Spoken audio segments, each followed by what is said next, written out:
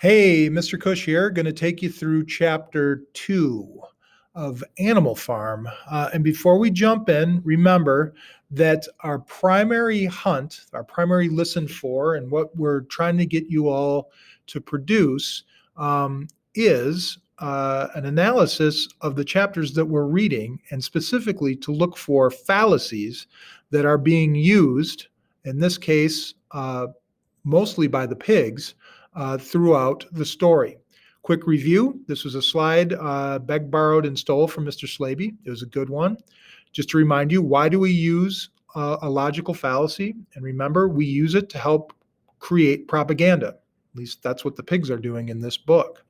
So remember that logical fallacies inspire people to do things.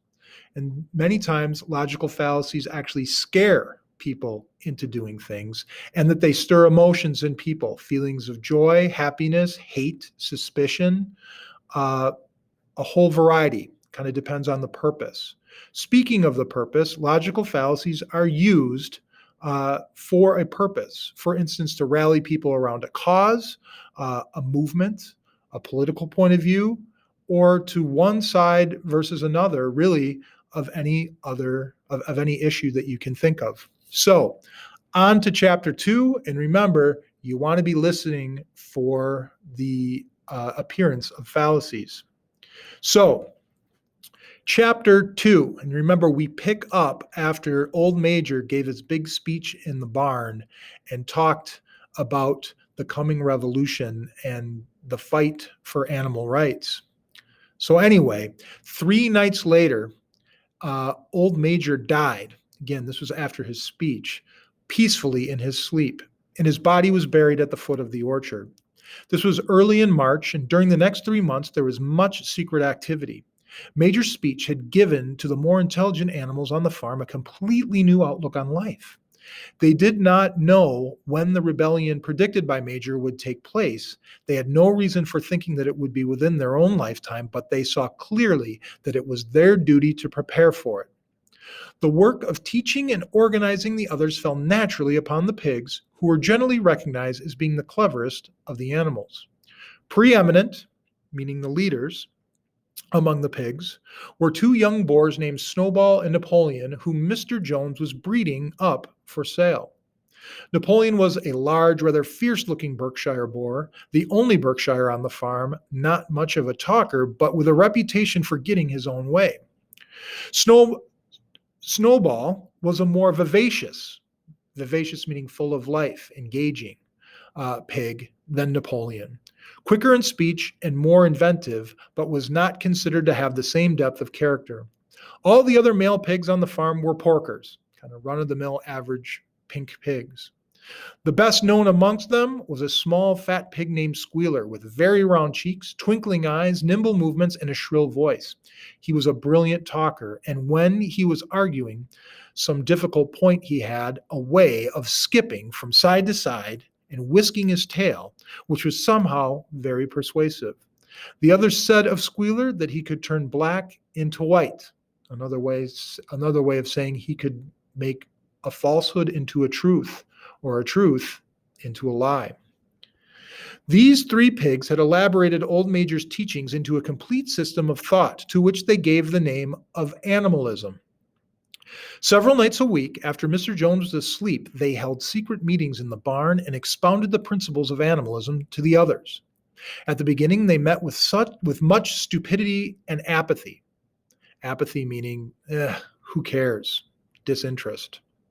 Some of the animals talked of the duty of loyalty to Mr. Jones, who they referred to as master, or made elementary remarks such as, "Mr. Jones feeds us. If he were gone, we should starve to death." Others asked such questions as, why should we care what happens after we're dead? Or, if this rebellion is to happen anyway, what difference does it make whether we work for it or not? And the pigs had great difficulty in making them see that this was contrary to the spirit of animalism. The stupidest questions of all were asked by Molly, the white mare. The very first question she asked Snowball was, "Will there still be sugar after the rebellion?" No, said Snowball firmly. We have no means of making sugar on this farm. Besides, you do not need sugar. You will have all the oats and hay you want. And shall I be allowed to wear ribbons in my mane? Asked Molly. Comrade, said Snowball, those ribbons that you are so devoted to are the badge of slavery. Can you not understand that liberty is worth more than ribbons? Molly agreed, but she didn't sound very convinced. The pigs had an even harder struggle to counteract the lies put about by Moses, the tame raven. Moses, who was Mr. Jones's special pet, was a spy and a talebearer, but he was also a clever talker. He claimed to know of the existence of a mysterious country called Sugar Candy Mountain, to which all animals went when they died. Sound familiar? It was situated somewhere up in the sky, a little distance beyond the clouds, Moses said. In Sugar Candy Mountain, it was Sunday 7 days a week. Clover was in season all the year round. Remember, clover is like the real sweet grass that animals like to munch on in the barnyard. And lump sugar and linseed cake grew on the hedges. The animals hated Moses because he told tales and did no work, but some of them believed in Sugar Candy Mountain, and the pigs had to argue very hard to persuade them that there was no such place. Their most faithful disciples were the two cart horses, Boxer and Clover. These two had great difficulty in thinking anything out for themselves, but having once accepted the pigs as their teachers, they absorbed everything that they were told and passed it on to the other animals by simple arguments. They were unfailing in their attendance at the secret meetings in the barn and led the singing of Beasts of England, with which the meetings always ended. Now, as it turned out, the rebellion was achieved much earlier and more easily than anyone had expected. In past years, Mr. Jones, although a hard master, had been a capable farmer, but of late he had fallen on evil days. He had become much disheartened after losing money in a lawsuit and had taken to drinking more than was good for him. For whole days at a time, he would lounge in his Windsor chair in the kitchen, reading the newspapers, drinking, and occasionally feeding Moses on crusts of bread soaked in beer. His men were idle and dishonest, and the fields were full of weeds. The buildings wanted roofing, the hedges were neglected, and the animals were underfed. June came, and the hay was almost ready for cutting. On Midsummer's Eve, which was a Saturday, Mr. Jones went into Willingdon and got so drunk at the Red Lion pub that he did not come back till midday on Sunday. The men had milked the cows in the early morning and then had gone out rabbiting without bothering to feed the animals. When Mr. Jones got back, he immediately went to sleep on the drawing room sofa with the news of the world over his face, so that when evening came, the animals were still unfed. At last, the animals could stand it no longer. One of the cows broke in the door of the store shed with her horn, and all the animals began to help themselves to the grain from the bins. It was just then that Mr. Jones woke up. The next moment, he and his 4 men were in the store shed with whips in their hands, lashing out in all directions. Well, this was more than the hungry animals could bear. With one accord, though nothing of the kind had been planned beforehand, they flung themselves upon their tormentors. Jones and his men suddenly found themselves being butted and kicked from all sides. The situation was quite out of their control. They had never seen animals behave like this before, and this sudden uprising of creatures whom they were used to thrashing and maltreating just as they chose frightened them almost out of their wits. After only a moment or two, they gave up trying to defend themselves and took to their heels. A minute later, all 5 of them were in full flight, running down the cart track that led to the main road, with the animals pursuing them in triumph. Mrs. Jones looked out of the bedroom window, saw what was happening, hurriedly flung a few possessions into a carpet bag, and slipped out of the farm by another way. Moses sprang off his perch and flapped at her, croaking loudly. Meanwhile, the animals had chased Jones and his men out onto the road and slammed the 5-barred gate behind them. And so, almost before they knew what was happening, the rebellion had been successfully carried through. Jones was expelled, and the manor farm was theirs. For the next few minutes, the animals could hardly believe in their good fortune. Their first act was to gallop in a body right round the boundaries of the farm as though to make quite sure that no human being was hiding anywhere upon it. Then they raced back to the farm buildings to wipe out the last traces of Jones' hated reign. The harness room at the end of the stables was broken open. The bits, which are the things that go into the horses' mouths, the nose rings, the dog chains, the cruel knives with which Mr. Jones had been used to castrate the pigs and lambs, were all flung down the well. The reins, the halters, the blinkers, the degrading nose bags were thrown onto the rubbish fire which was burning in the yard. So were all the whips. All the animals capered and danced with joy when they saw the whips going up in flames. Snowball also threw onto the fire the ribbons with which the horses' manes and tails had usually been decorated on market days. Ribbons, he said, should be considered as clothes, which are the mark of a human being. All animals should go naked. When Boxer heard this, he fetched the small straw hat, which he wore in summer to keep the flies out of his ears, and flung it onto the fire with the rest.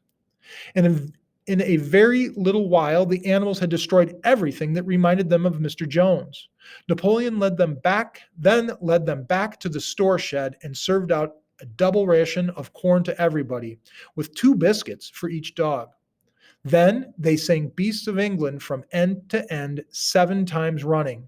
And after that, they settled down for the night and slept as they had never slept before. But they woke at dawn as usual, and suddenly remembering the glorious thing that happened, they all raced out to the pasture together. A little way down the pasture, there was a knoll, it's a small hill, that commanded a view of most of the farm. The animals rushed up to the top of it and gazed round them in the clear morning light. Yes, it was theirs. Everything that they could see was theirs. In the ecstasy of that thought, they gamboled round and round. They hurled themselves into the air in great leaps of excitement. They rolled in the dew. They cropped mouthfuls of the sweet summer grass. They kicked up clods of the black earth and snuffed its rich scent. Then they made a tour of inspection of the whole farm and surveyed with speechless admiration the plowland, the hayfield, the orchard, the pool, the spinney. It was as though they had never seen these things before, and even now they could hardly believe that it was all their own. Then they filed back to the farm buildings and halted in silence outside the door of the farmhouse. That was theirs too, but they were frightened to go inside. After a moment, however, Snowball and Napoleon butted the door open with their shoulders, and the animals entered in single file, walking with the utmost care for fear of disturbing anything. They tiptoed from room to room, afraid to speak above a whisper, and gazing with a kind of awe at the unbelievable luxury, at the beds, with their feather mattresses, the looking glasses, the horsehair sofa, the Brussels carpet, the lithograph of Queen Victoria over the drawing-room mantelpiece. That's a picture. They were just coming down the stairs when Molly was discovered to be missing. Going back, the others found that she had remained behind in the best bedroom. She had taken a piece of blue ribbon from Mrs. Jones's dressing table and was holding it against her shoulder and admiring herself in the glass in a very foolish manner. The others reproached her sharply, scolded her, and they went outside. Some hams hanging in the kitchen were taken out for burial, and the barrel of beer in the scullery was kicked in from Boxer's hoof. Otherwise, nothing in the house was touched. A unanimous resolution was passed on the spot that the farmhouse should be preserved as a museum. All were agreed that no animal must ever live there. The animals had their breakfast, and then Snowball and Napoleon called them together again. "Comrades," said Snowball, "it is 6:30 and we have a long day before us. Today we begin the hay harvest, but there is another matter that must be attended to first." The pigs now revealed that during the past 3 months they had taught themselves to read and write from an old spelling book which had belonged to Mr. Jones's children and which had been thrown on the rubbish heap. Napoleon sent for pots of black and white paint and led the way down to the 5-barred gate that gave on to the main road. Then Snowball, for it was Snowball who was the best at writing, took a brush between the 2 knuckles of his trotter, painted out Manor Farm from the top bar of the gate, and in its place painted Animal Farm. This was to be the name of the farm from now onwards. After this, they went back to the farm buildings where Snowball and Napoleon sent for a ladder, which they caused to be set against the end wall of the big barn. They explained that by their studies over the past 3 months, the pigs had succeeded in reducing the principles of animalism to 7 commandments. These 7 commandments would now be inscribed on the wall. They would form an unalterable law, a law that could not be changed, by which all the animals on Animal Farm must live forever after.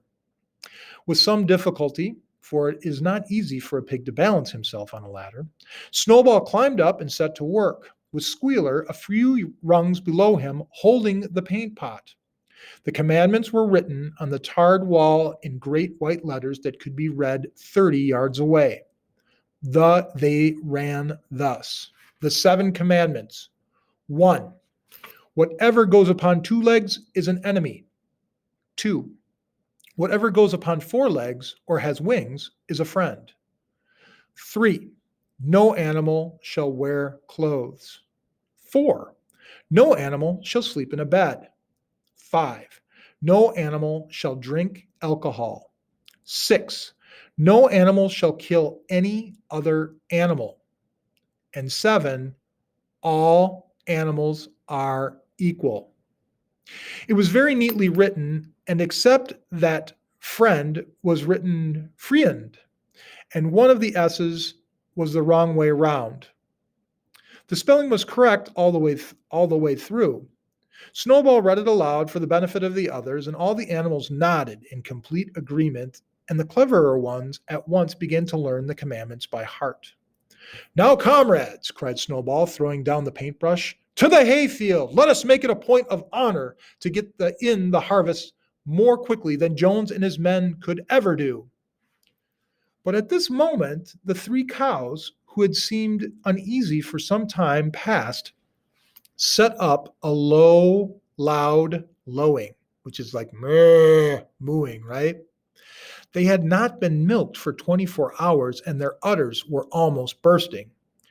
After a little thought, the pigs sent for buckets and milked the cows fairly successfully, their trotters being well adapted to this task.